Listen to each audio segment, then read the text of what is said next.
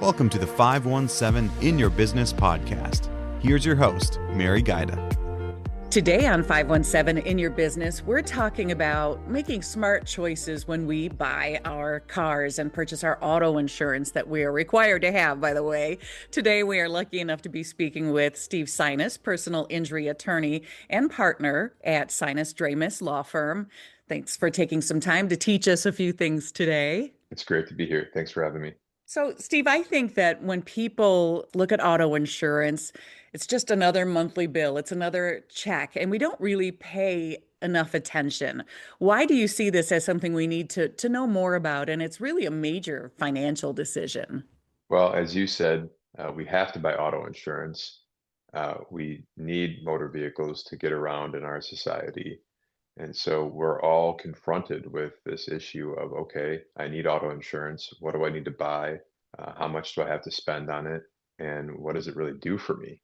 And in my career, what I find is that most people haven't had a good opportunity in their life to really understand how it all works. Right. As a tangential thought here, I sometimes think about, our school systems and what we're really teaching people. And there's all kinds of things I think you can make an argument that should be covered in schools. Yes. But in my experience, I think auto insurance should be like a class you got to take in high school, just because it's so pertinent to, your everyday life as an adult. I agree. And you can't go back and change things after the fact, right? So if you get in an accident, you can't go, oh, shoot, I meant to. So we have to educate ourselves. Right. And so, especially this year, I am on this very determined path to inform as many people in this Lansing area about how auto insurance works. So that's why it's so good to be here. But it is such a strange product. Like when you buy something at a store, you know what you're buying, right? Right. When you buy something online, you look at it, you're like, okay, that's what I want. And then you buy auto insurance, and it's just like this number. You're like, okay, I have the insurance. But then in my experience, once the people are injured, that's when I have to really explain to them what they bought. Right. And the reason why it's so great to be here is that I want that moment for people in our area to be, as tragic as it is to be injured, to be a moment where they know that they bought the right coverage. Because Absolutely. there is definitely a discussion I have with people. It's a very sad one where something horrible has happened to them or a loved one. And then I have to explain to them what they actually bought at the checkout line, so to speak. Right. Something much less than what they really were thinking they got. My husband just bought a new gravel bike for an upcoming Dalmac. And he researched and researched and researched. But I think what I'm hearing from you is we're not putting that kind of effort into our insurance purchases. We have no clue what we're getting. We're just checking a box in order to be legally compliant and then just, Right. moving on. So what do you think the biggest mistakes folks make are when they're choosing their insurance? Well, I would say mistake number one is something that probably everyone makes, which is going ahead and buying auto insurance without trying to somehow educate yourself about the general way it works. Right.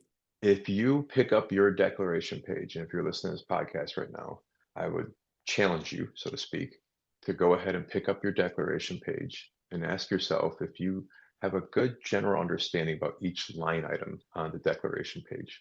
And I would bet you that most listeners would have to acknowledge they don't. Mm-hmm. Mm-hmm. And it's not their fault, right? It's a system that's a complex system that, for whatever reason, we're not being really educated about. Even our own agents, our own insurance agents sometimes don't understand these things. Right. So here, the reason why we're here today, the objective would be to give people a general understanding about what each line item on the declaration page really represents and what do they need to buy to more fully protect their family. All policies are not the same, so we can't just trust what Right. we see. Michigan drivers have a lot of choices that are unique compared to other states. So what makes the auto insurance here in Michigan different, and what should we be looking out for? Well, we hear that we're a no-fault state, and Mm-hmm. so that makes us different. There are some vestiges of no-fault systems left in other states. They seem to be decreasing, but Michigan has its own unique system. So there's nothing intuitive about the Michigan no-fault law. It is its own complicated piece of legislation that sets forth what you really need to do in buying auto insurance in terms of Hmm. what you have to buy and how it actually protects you. So that's what makes it really unique. Now, let me just take a minute or so, hopefully, and explain the general nature of that no fault system. Okay. So we use the term no fault because there are certain benefits that are payable regardless of fault, meaning as long as you are just in an accident, even if it's your fault, even if you were speeding, even if you ran the red light, as long as you didn't intentionally try to injure yourself, the no fault law says you are entitled to receive no fault benefits. And you typically get those benefits from your own insurance company. If you were to die in a motor vehicle crash, you have certain benefits that I'm not going to cover right now because they're just unique to those situations. To just Hmm. know that if you die, there's a death benefit that your family members can claim for the loss of income, and there's some other funeral and burial expenses, and death claims are unique. But Hmm. for all people who survive a crash, the no fault benefits you're entitled to are really three main categories: your medical and rehab expenses, your loss of income from work you can't perform because you've been injured, and a limited amount of household service expenses that you can make a claim for if you can't do and other people are doing for you. Hmm. Okay. So those are known as allowable expenses. That's the medical benefit. Work loss benefit is the income loss, and replacement service is your household benefit. Those are your three main no fault benefits. You get them from your own no fault insurance company as a general rule. There are exceptions to that. If you are hit by an at fault driver, you have a right to claim your pain and suffering damages from that at fault driver. There are rules that apply. Not everyone can make those claims, but that's a claim that you can pursue from the at fault driver. And then there are other claims you can make for your income loss that's not covered by no fault, or your medical expenses that are not covered Hmm. by no fault. Hmm. So you have these two separate rights. You have your no fault set of rights and your rights against the at fault driver. They're kind of these two separate bags of rights. So you got to understand, okay, I got my no fault rights, got my at fault driver rights. That's how the system works when you've been injured. So when you're buying auto insurance, the issue is, what are you buying in terms of no fault insurance coverage? And what are you buying in terms of your liability insurance coverage in the event you hit somebody and cause them to sue you? Right. And then there's some other ways you can protect yourself. So I appreciate the viewers listening to to that long explanation, but the idea is you have two sets of rights: no fault rights and your rights against the at fault driver. And from there, your insurance purchasing decisions need to be properly made. So if you're just checking a box to meet the minimum requirement, you could really be making a big mistake in the event of an accident as far as Right. the financial aspect.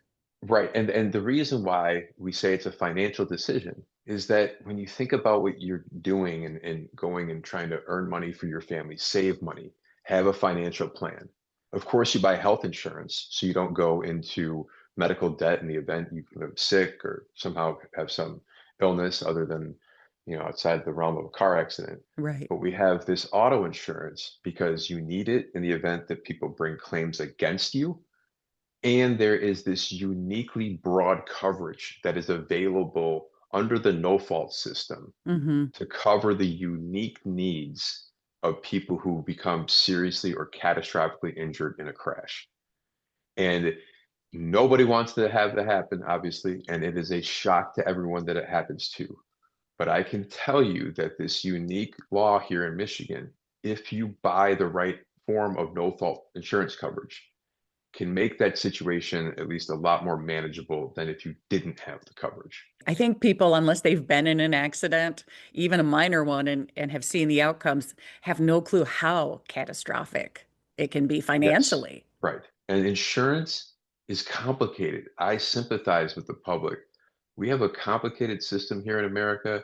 It is even more complicated to be injured within this system. So none of this is easy. But the reason why I think that we call it a financial decision is because it's all in the name of coming up with an insurance policy that can provide you the best financial resources in Hmm. the event something horrible happens to you in a motor vehicle. That makes sense. Can we talk about personal injury protection and why that coverage is so important? Yes. So personal injury protection is a synonym, so to speak, for the word no fault benefits, or they're interchangeable. So when I Okay. said you get your no fault benefits from your no fault insurance company, that's your PIP benefits. So Okay. we've already gone over how that works, but when it comes to the insurance buying decision, with regard to PIP coverage, the system was made even more complicated in 2019 when they amended the no fault law, and now you can buy various amounts of no fault medical expense coverage. So the insurance agents now have to go through this very complicated form that all these consumers listening have to review, that sets forth all these different amounts of medical coverage you could select. You can select unlimited or lifetime. You can select 500,000. You can select 250,000. You can select 50,000 if you're on Medicaid. And if you have a certain type of health insurance coverage, you can opt out of the medical expense coverage altogether. And if you're on Medicare, you can opt out of the medical expense coverage altogether. So you now have this very complicated menu to review with your agent when you make your decision.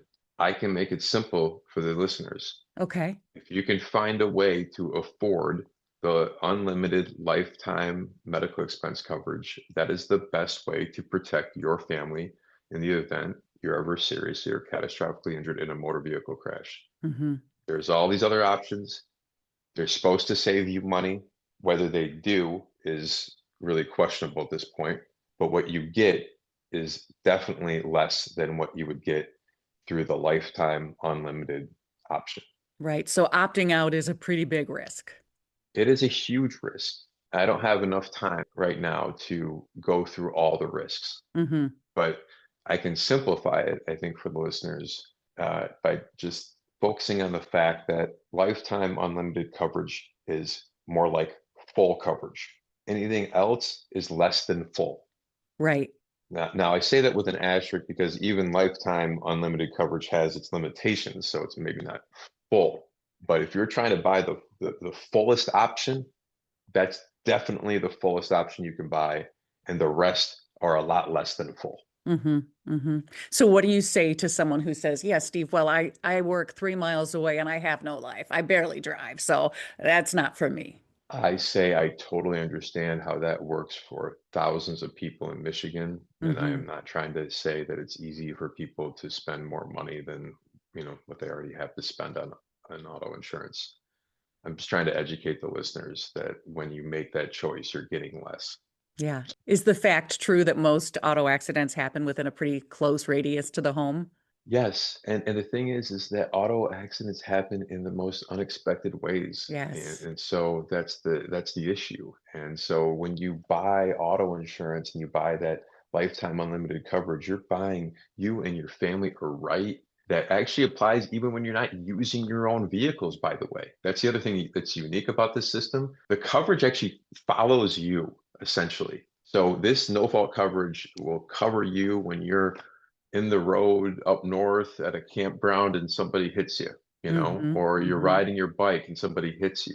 So there's a lot to say about that, but you are buying a very powerful right when you ultimately buy the lifetime unlimited coverage. God forbid you ever need to use it because Right. that means you've been hit. But if that happens, then it's well worth it. Absolutely. And does the same go for the bodily injury liability coverage? Do you suggest the higher limits? All right. Well, so at this point, hopefully the viewers understand what PIP coverage is. They can look at their Hmm. declaration page and see no fault PIP benefits, and they'll see that's what we just covered. That line item covers that issue. If you look at the other line item of bodily injury, what that is the coverage you're buying in the event that you make a mistake, God Okay. forbid, but you make a mistake and you severely injure somebody. And so they can bring a claim against you, again, for pain and suffering, your uncovered medical expenses that no fault doesn't cover, your work loss expenses that no fault doesn't cover. They can bring those claims against you, and they could get a judgment against you, which could be millions of dollars. And so what we're doing when we're buying auto insurance is we're buying insurance coverage that will cover at least some amount of that judgment that could be made against us in the event that somebody sues us. We all have limits. So the issue is how much insurance coverage do you buy yourself? And if you don't have any assets and you were sued and like $1 million judgment was entered against you, the concept is that you could just file bankruptcy and somehow get out of paying that judgment. That can happen, unfortunately, in a lot of cases. So the reality is for those people is, do they really need to buy more insurance coverage in the event they want to protect themselves from a judgment? Right.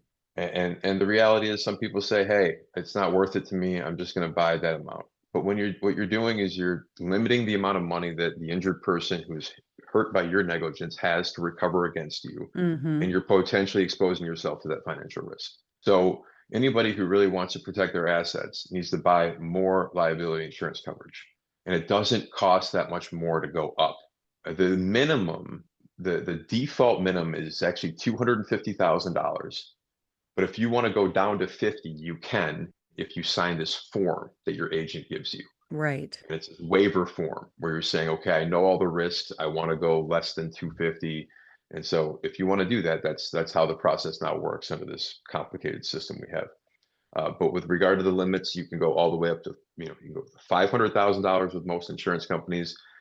Some limit it at 500 for personal auto, but a lot go to $1 million. And then you can buy umbrella liability insurance coverage, which is like the excess policy that pays on top of your auto.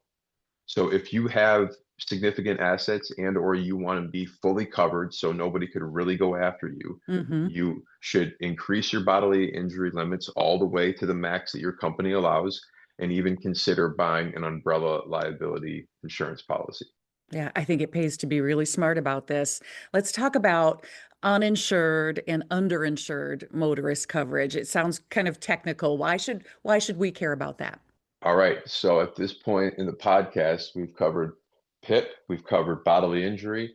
Now, the other line item I hope is on everyone's deck sheet, but maybe it's not because you didn't buy it.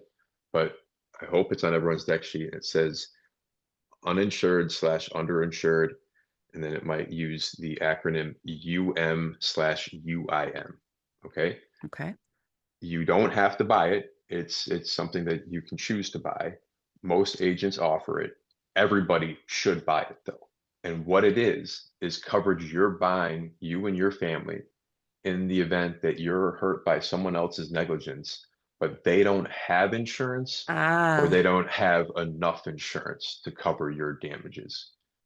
It's a little kind of a strange dynamic, but the way it actually works, it may seem a little strange, but what's going on here is that your insurance company, in selling you that coverage, is agreeing to essentially stand in the shoes of the at-fault party and pay the damages that you can claim against them to the extent that that at-fault driver doesn't have insurance or doesn't have enough insurance to cover your damages. So a hypothetical, say a drunk driver catastrophically injures me.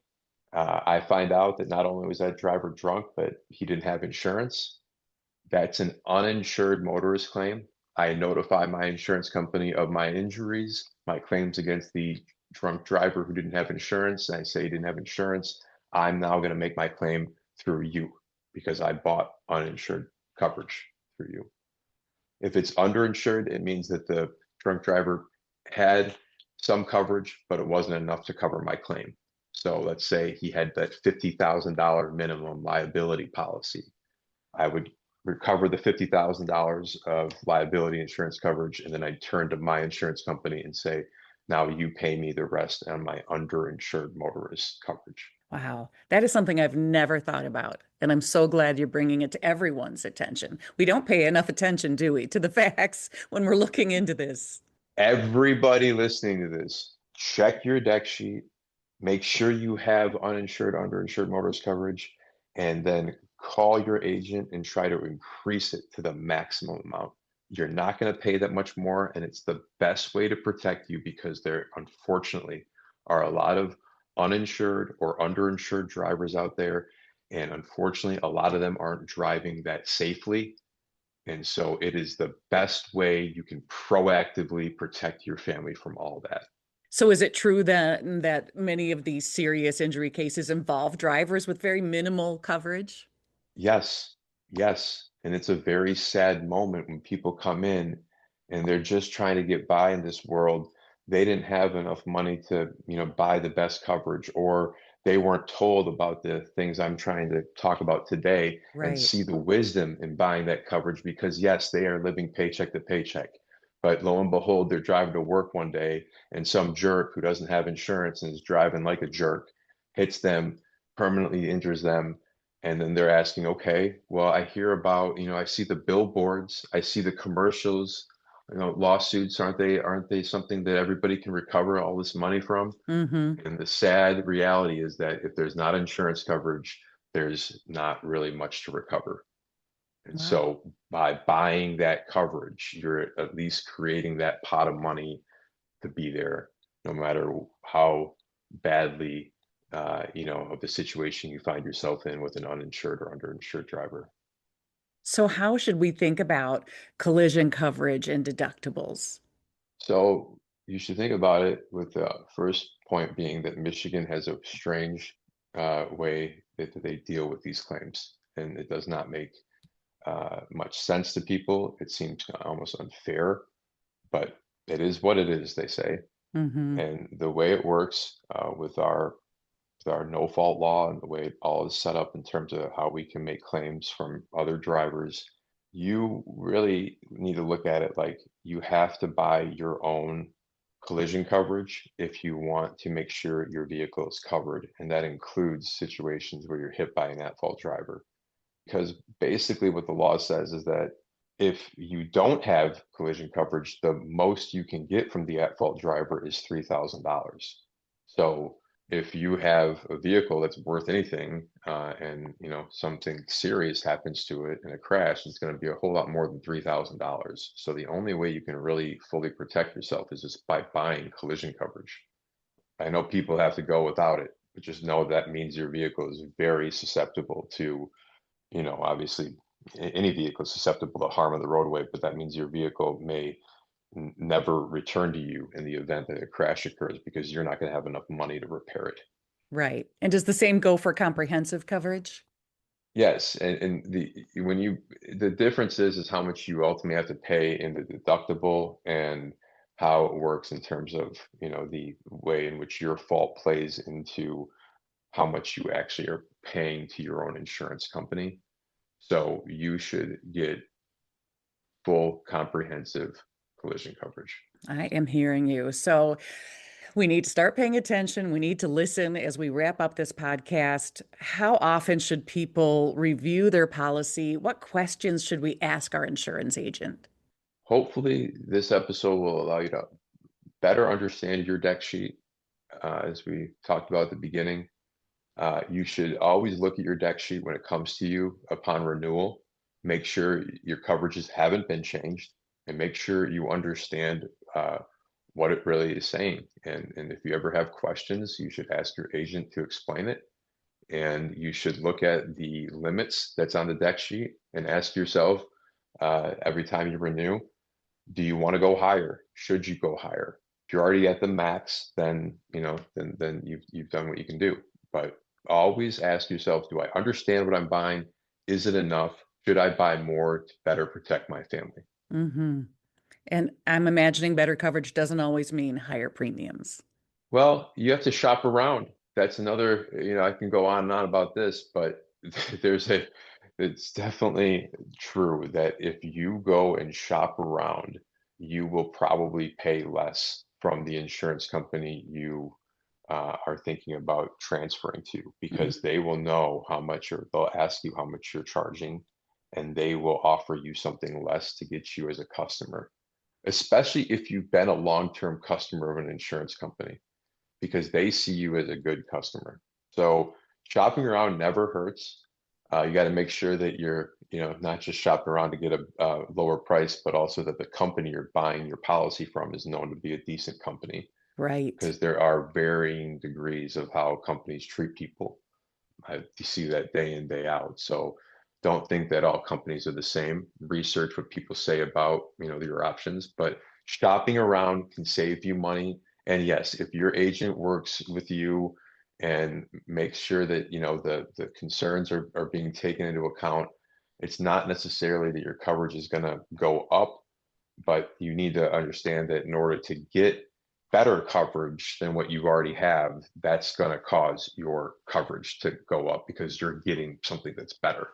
Right. So We have to do the work. It's so, right. so important. So if listeners take away just one message from today's conversation, what would that message be? Buy unlimited lifetime no-fault insurance coverage, buy as much liability insurance coverage as you can afford, and buy as much uninsured, underinsured motorist coverage as you can afford. There are other details that, pertain to all the things you buy with auto insurance, but those are the three that I'd want people to make sure they understood and pursued. I want to remind our listeners that if today's conversation made them think at all, and I really hope it did, about auto insurance choices, you can get all the information and more in the Making Smart Choices, a guide to buying insurance under Michigan's No Fault Law Guide from Sinas Dramis Law Firm. Very helpful resource. It'll help you walk through what really matters, and available at sinusdramis.com under the resources and literature tab. Steve, thanks so much. You have taught me so much today, and now I'm really rethinking, and I hope others join me in that as well. Thanks for having me. And if your viewers want to talk to us further about educating people in their world, whether it's people in their community, groups they're associated with, they can reach out to our law firm. We are on a mission to further inform people about their insurance buying decisions. Well, thanks for all you do for the community. Thank you. Thanks for listening to the 517 In Your Business podcast. Get to know local businesses better by reading 517 Business Magazine. Get your subscription at 517mag.com/subscribe.